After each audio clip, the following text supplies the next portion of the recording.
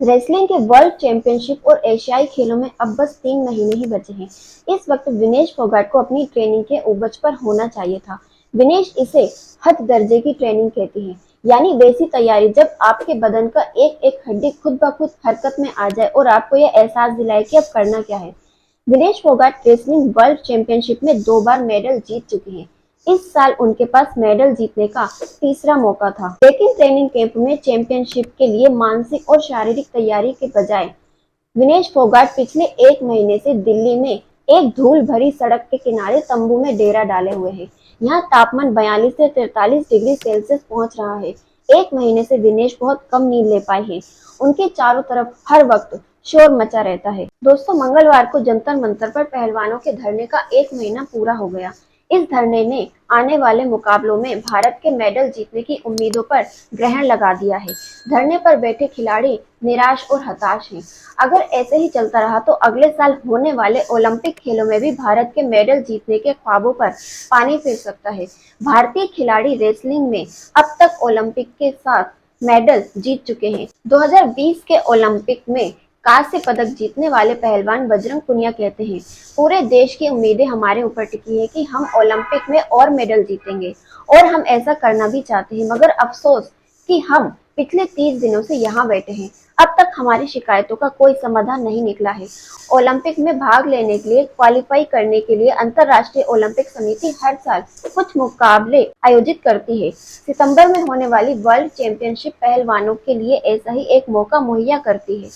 Enter the Dangal travels through एडियंस wrestling landscape के लेखक रुद्रनील सेनगुप्ता कहते हैं कि वर्ल्ड चैंपियनशिप में जीत से पहलवानों को ओलंपिक में खेलने का टिकट मिल जाता है।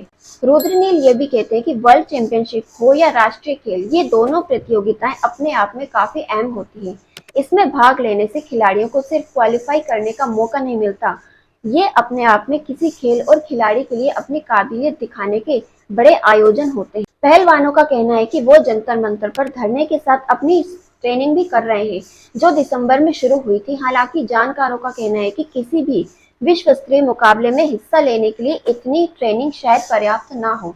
रुद्रनील सेनगुप्ता कहते हैं कि पहलवानों में जबरदस्त शारीरिक क्षमता दिखाने की जरूरत होती है। रेसलर को कड़े से कड़े इम्तिहान के वक्त भी अपना सबसे बेहतरीन हुनर दिखाना होता है। इसके लिए खिलाड़ियों को लगातार प्रैक्टिस करने की जरूरत होती है। वो कहते हैं कि जरूरी ट्रेनिंग के बगैर कोई भी पहलवान मुकाबले के पहले 30 सेकंड ही बाजी हार सकता है, फिर चाहे उसके पास कैसा भी हुनर क्यों ना हो। बजरंग पुनिया कहते हैं कि धरने पर बैठे पहलवान पहले ही कुछ बड़े मुकाबलों में भाग लेने के मौके गंवा चुके हैं। इनमें इस साल की एशियाई रैंकिंग सीरीज भी शामिल है। बजरंग कहते हैं कि लोग कहते हैं कि हम निजी फायदे के लिए विरोध प्रदर्शन कर रहे हैं, लेकिन किसी खिलाड़ी के लिए इससे बुरी और क्या बात हो सकती है कि वो मुकाबलों में शामिल ही ना हो सके। वहीं विनेश फोगाट कहती हैं कि एक खिलाड़ी की जिंदगी पूरी तरह खेल को ही समर्पित होती है, वो कुछ और कर ही नहीं सकते।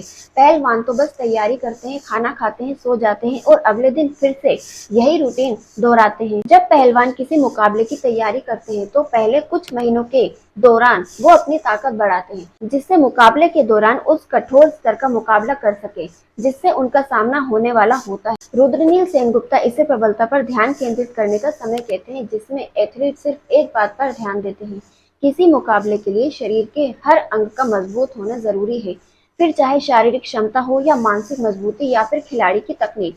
इसे हासिल करने के लिए ट्रेनिंग के दौरान पहलवान के हर दांव पेच, पकड़ और गुर्राहट पर बारीकी से नजर रखी जाती है। इसके बाद महीनों में किसी पहलवान का शरीर उसकी ताकत की अधिकतम सीमा पर अपना कौशल दिखाता है, इसे एक्सप्लोसिव पावर या विस्फोटक कुव्वत भी कहते हैं। रुद्रनील सेनगुप्ता बताते हैं कि इसका मकसद कम से कम वक्त में अधिक से अधिक ताकत दिखाना होता है। पहलवानी के दौरान पूरी ताकत से दांव लगाने का ये हुनर बहुत कम वक्त के दौरान दिखाया जाता है। फिर मुकाबले से पहले के आखिरी महीने में पहलवान को आराम करने और चंगा होने का मौका भी दिया जाता है। बजरंग पुनिया कहते हैं कि 1 महीने के आराम का ये वक्त बहुत महत्वपूर्ण होता है, क्योंकि इस दौरान शरीर को जख्मों से उबरने का मौका मिल जाता है। क्योंकि एशियाई खेल और वर्ल्ड चैंपियनशिप दोनों ही सितंबर महीने में होने हैं, इसलिए रुद्रनील सेनगुप्ता कहते हैं कि अच्छा होता कि अगले हफ्ते तक पहलवानों का ये धरना खत्म हो जाता, जिससे वो संपूर्ण प्रशिक्षण करने पर ध्यान दे सकते। हालांकि वो कहते हैं कि अगर पहलवानों को 3 महीने तक रेसलिंग की समर्पित ट्रेनिंग का मौका मिल जाता है तो भी ये जीतने लायक तैयारी करने के लिए पर्याप्त नहीं हो। सैकड़ों पुलिस वालों और समर्थकों से घिरे ये पहलवान जंतर मंतर पर नीली तिरपाल वाले तंबू के भीतर बैठे रहते हैं। इन खिलाड़ियों से दिन में कभी भी कोई भी मिलने आता है और आ सकता है।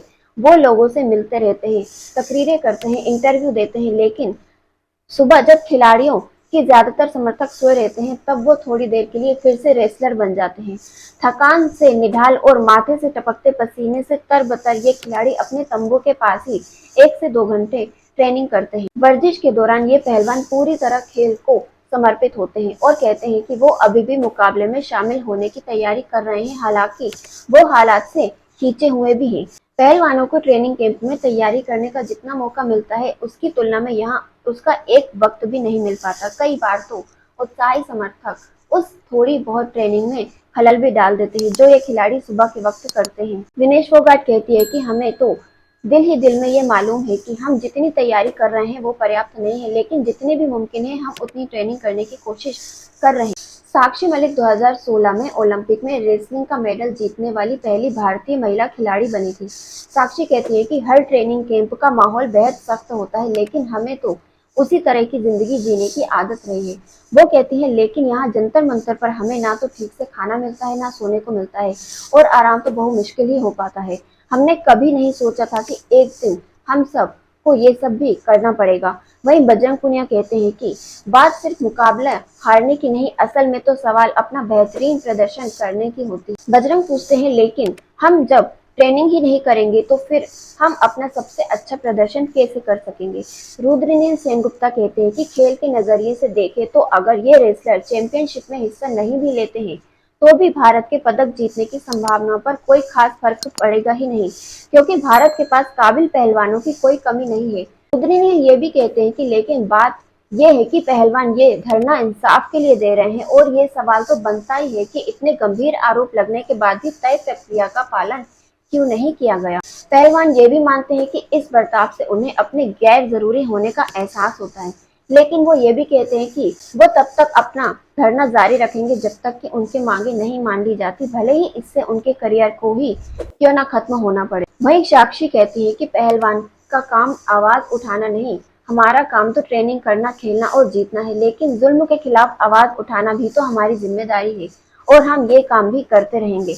हालांकि दिनेश फोगाट के लिए अब भी ये कड़वी सच्चाई स्वीकार कर पाना बेहद मुश्किल हो रहा है कि धरने के चलते वर्ल्ड चैंपियनशिप में खेलने का मौका अपने हाथ से निकल सकता है। विनेश कहती है कि क्योंकि हम चैंपियनशिप में शामिल हो सकते थे, हमारे पास मेडल जीतने का मौका होता, हम सब अपने करियर के शिखर पर है।